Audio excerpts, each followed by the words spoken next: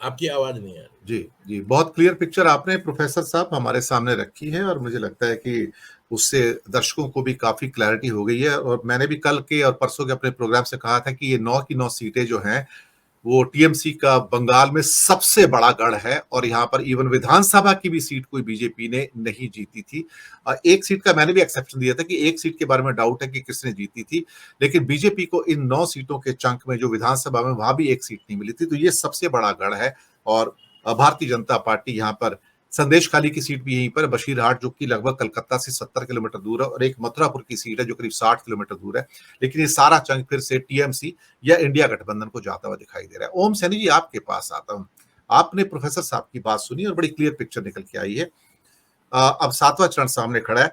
57 सीटों का मैंने एक डिटेल्ड एनालिसिस परसों दिया था जो काफी वायरल हुआ है, बड़े रूप में वायरल हुआ है वो इंडिया के अंदर, जिससे मैंने कहा था कि भारतीय जनता पार्टी कुल मिला के इस फेज के अंदर 57 में से 14 सीट के लिए भी स्ट्रगल करेगी।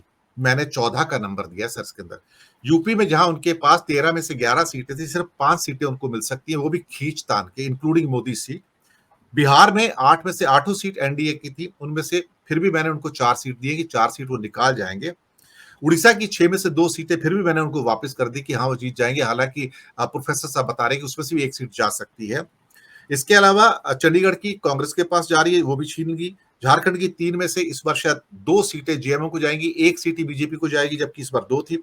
हिमाचल की 4 में से 2 से 3 सीटें जो हैं वो कांग्रेस जीतने जा रही है और पंजाब की 13 में से बीजेपी को 0 मिलेगा, नील मिलेगा, उसकी और कोई गुंजाइश नहीं है। तो ये सब मिला के जो मैक्सिमम करके मैंने देखे तो 57 में से सिर्फ 14 सीटें निकलती हैं। ये 14 में से 1-2 माइनस ऊपर नीचे हो सकती है और जरा सी आंधी और चली तो बीजेपी इन 57 में से खिसक के 10 पे आ जाएगी और गवा देगी।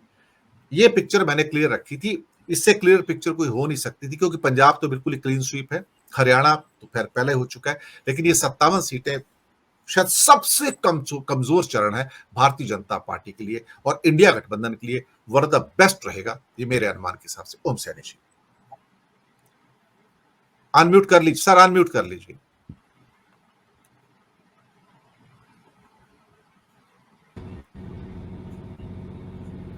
बड़ा अच्छा लग रहा है कि आज राजनीति शास्त्र के इतने बड़े विद्वान के साथ में हम बैठे हैं। मैं राजनीति का खुद स्कॉलर रहा हूँ। मैंने एमए किया राजस्थान यूनिवर्सिटी से पॉलिटिकल साइंस में, और प्रोफेसर साहब जानते होंगे प्रोफेसर इकबाल नारायण का और प्रोफेसर एसपी वर्मा का मैं स्टूडेंट रहा हूँ उस वक्त 1968-69 में। और वोटिंग बिहेवियर पे मैंने राजस्थान विश्वविद्यालय में ही जाना कि भारत का मतदाता किस प्रकार से मतदान करता है। जब 77 की बात आई और मतदान का सिलसिला आया तो उसे जानने के लिए मॉरिस जोन्स और इकबाल नारायण और रजनी कोठारी, तो इन लोगों को अगर आपने पढ़ा हो और उनका अध्ययन किया हो तो उसके बाद में बड़ा सहज हो जाता है। और इसलिए जो आप सोच रहे हैं कि आंधी आएगी, बॉन्डर आएगा और सब कुछ बड़े बड़े ध्वस्त हो जाएंगे। और आपने एक बात और कही थी, वो बात ये कही थी कि जो काशी में हमारे प्रधानमंत्री जो उम्मीदवार हैं, हो सकता है कि इतना बड़ा वट वृक्ष भी इसमें इस आंधी में, क्योंकि हमने देखा है कि किस तरीके से मिसेस गांधी भी इसी तरीके से परास्त हुई थी। सारे उसमें तो हिंदुस्तान का आदमी अपना एक वैल्यू सिस्टम रखता है जिसके मुताबिक वो मतदान करता रहा है। उस वैल्यू सिस्टम को बड़ा डिस्टोर्ट किया एनडीए और इसके गठबंधन ने, और जिस तरीके से वर्णों को जातियों में और जातियों को उपजातियों में बांट करके और उनको सहेज करके अपना मत क्षेत्र बनाया, उसी का परिणाम था कि ये जो पहले और फिर कुछ जुमले जो 2014 के जुमले और 2019 का जुमला और कुछ गढ़ी हुई कथाएं, जिन कथाओं का कहीं अस्तित्व वैसा रहा नहीं, उसी का नतीजा रहा कि मोदी जी अपने शासन में बरकरार रहे। लेकिन अब ये सब चीज़ें एक साथ बस्ट हो रही हैं। आंधी और तूफान जो बन रहा है वो इसी का बन रहा है, और इसी के बनने की वजह से जो 56 सीटें या 57 सीटें आखिरी उसकी बची हैं, उसके बारे में आपने स्पष्ट बताया। और मुझे लग ये रहा है कि जैसे अभी हिमाचल का भी है जो 4 सीटें हैं, उनमें से आनंद शर्मा वाली सीट या अनुराग शर्मा वाली कहीं अलग से दिखती है, बाकी तो 2 सीटें तो वहाँ से बड़े साफ साफ नज़र आ रही हैं। और वो भी मैं गलत सोच रहा हूँ, मुझे लगता है कि 4 सीटें शायद इधर लौटेंगी। तो ये तो देखिए जिस तरह का मानस बना हुआ था और जिस तरह की चीज़ें, इनको जिस तरीके से इंडिया गठबंधन बना है और इसकी निश्चित रूप से इसकी वाहवाही के लिए राहुल गांधी जिम्मेवार, खड़गे जिम्मेवार हैं।